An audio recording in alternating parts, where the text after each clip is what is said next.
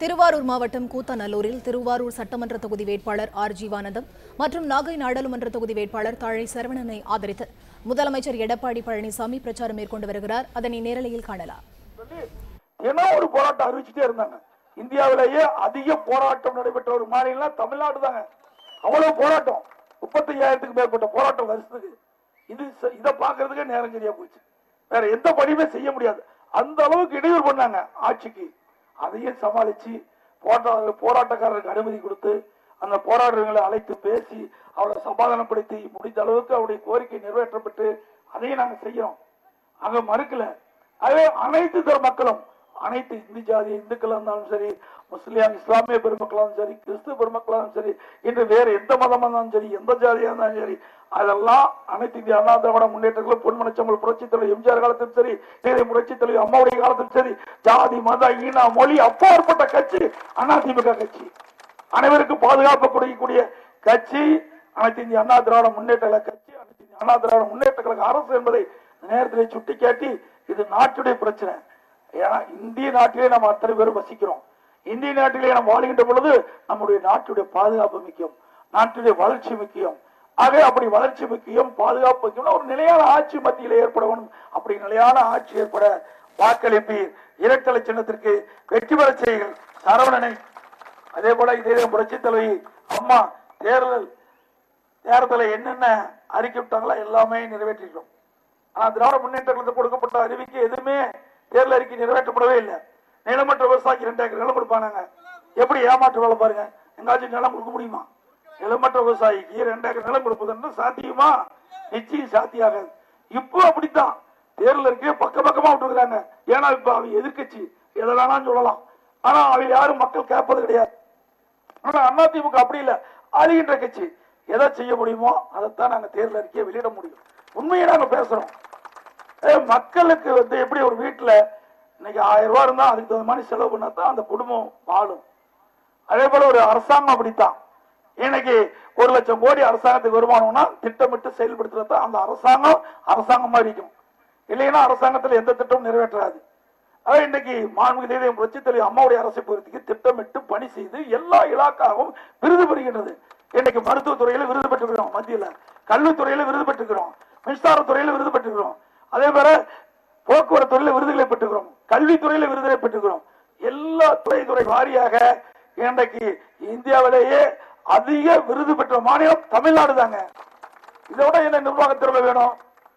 அவர் நினைச்சிட்டாரு ஸ்டாலின் அம்மா இறந்தோடனே இந்த கட்சி உடைஞ்சு போயிடும், ஆட்சி கவுந்து போய் நினைச்சாரு. தப்பு கணக்கு போட்டாரு. விவசாயி தான் முதலமைச்சராக இருக்காரு, இவருக்கு ஒண்ணும் தெரியாதுன்னு. இவர் என்றைக்கு சட்டமன்றத்தில் நுழைந்தாரோ அப்ப நானும் நுழைந்தேன்.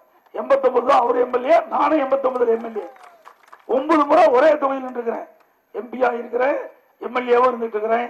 அதே நான் பல பொறுப்புகளை கட்சியிலேயே வச்சிருக்கிறேன். ஆட்சியில் அரசு இருக்கின்ற பொழுதும் பாரி தலைவர் என்று பல்வேறு பொறுப்புகளையும் பெற்றுக்கிறேன். ஆகவே நீங்க எங்களை கவிழ்க்கின்ற எண்ணத்தை விட்டுட்டு உங்களுக்கு கூட கட்சி நடத்துங்க நாங்க வேண்டாங்கள. மக்களை போட்டு குழப்பாதீங்க.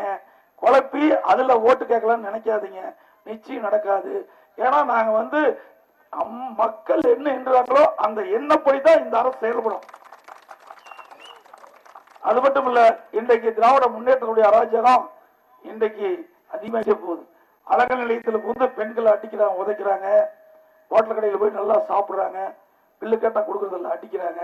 2 நாளைக்கு முந்தி கூட ரயில்ல போகும்போது திமுகவுடைய செயற்குழு உறுப்பினர் ஒருத்தர் கர்ப்பிணி பெண்ணை பலாத்காரம் பண்ண முயற்சிதா இன்னைக்கு வழக்கு போட்டு ஜெயில இருக்கிறார். இவரை பத்தி பெண்களை பத்தி பேசுறாரு. திராவிட முன்னேற்ற கழக தலைவர் பெண்கள் பாதுகாப்பு பத்தி பேசுறாரு. இவருக்கு பேசுறதுக்கு என்ன தகுதி இருக்குது? இன்னொன்னு சொன்னேன், நான் சேவல் சின்னத்துல போட்டிட்டு வெற்றி பெற்ற பிறகு அம்மா எதிர்கட்சி தலைவராக இருந்தாங்க சட்டமன்றத்துல. அப்ப அம்மா எழுந்து பேசிக்க முற்படுகின்ற பொழுது அப்ப திரு கருணாநிதி அவர்கள் முதலமைச்சராக இருந்தாங்க, அமைச்சர்லாம் திமுக அமைச்சராக இருந்தாங்க, திமுக சட்டமன்ற இருந்தாங்க. எழுந்திருச்ச உடனே அம்மா மீது அப்ப பேப்பரை வைத்திருக்கோம் தூக்கி அம்மா மேல அடிச்சாங்க. அது மட்டும் இல்ல, கொடுமையான காரியம். அது என்ன வாய் கூசுது அந்த அளவுக்கு செயல். சட்டமன்ற மாமன்றத்திலே ஒரு எதிர்கட்சி பெண் என்று பாராமல் ஒரு முதலமைச்சர் முன்னாலே செஞ்ச கட்சி பெண்களை பாதுகாப்பு பற்றி பேசுவதற்கு என்ன தகுதி இருக்குது? இன்னைக்கு அம்மா இன்னைக்கு இத்தனை ஆண்டு காலம் முதலமைச்சர் இருந்தாங்க. அவர் சட்டமன்ற எதிர்க்கட்சி தலைவராக இருக்கும்போது அவருக்கு இப்படிப்பட்ட கதி என்று சொன்னால் இவருடைய ஆட்சியெல்லாம் வந்தா நாட்டு மக்கள் நிம்மதியா வாழ்வாங்களா? வாழ முடியுமா? நிச்சயம் வாழ முடியாதுங்க.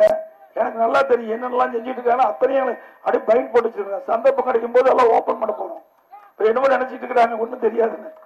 ஆகவே இன்றைக்கு அவர்கள் அவர் தலைவரை தவிர்த்து யாராச்சும் பேசுறாங்களா? பாருங்க, எல்லாம் கையில் ஜாதகம் இருக்குது. ஏன்னா அனைத்து இந்திய அண்ணா திராவிட முன்னேற்ற கழகத்தை பொறுத்த வரைக்கும் நான் விவசாயி, கடுமையா பாடுபட்டு தான் முதலமைச்சராக இருக்கிறேன். அங்கே இருந்து இங்கே வந்திருக்கிறேன். ஒரு கவுன்சில் ஆகிறதுக்கு என்ன பாடுபடுன்னு தெரியும், கிராமத்தில் தெரியும். ஒரு கவுன்சிலர் என்ன ஓட்டு மக்களிடத்துல ஓட்டு வாங்கி கவுன்சில் ஆகி அல்லது பிரசிடண்ட் ஆகி சேர்மன் ஆகி மாவட்ட கவுன்சில் ஆகி மாவட்ட தலைவர் ஆகி எம்எல்ஏ ஆகி எம்பி ஆகி மந்திரி ஆகி ஒரு முதலமைச்சராக எவ்வளவு கஷ்டம். என்னை பொறுத்த வரைக்கும் கடுமையாக இன்னும் விவசாய பணி ஆற்றிட்டு இருக்கிறேன். விவசாயியா இருந்து கடுமையா பணியாற்றி கட்சியில விசுவாசமா இருந்து முதல்ல கிளை செயலாளர் இருந்து படிய ஒன்றியம் மாவட்டம் தலைமை எம்எல்ஏ எம்பி மந்திரி முதலமைச்சராக இருக்கிறேன். நீங்க அப்படி இல்லை, அப்பா தலைவரா இருந்தாரு முதலமைச்சரா இருந்தாரு, அதனால நீங்க எம்எல்ஏ ஆனீங்க. ஒரு சாதாரண ஆளு வரது பார்த்தா தெரியும். ஒரு சாதாரண ஆளு இவ்வளவு ஒரு இடையூறு. நீ ஒரு கட்சியில எல்லா கட்சியிலுமே பிரச்சனை இருக்குது, இல்லாத கட்சி கிடையாது. இதை யதார்த்தமா நான் பேசுறேன். வர முடியும்.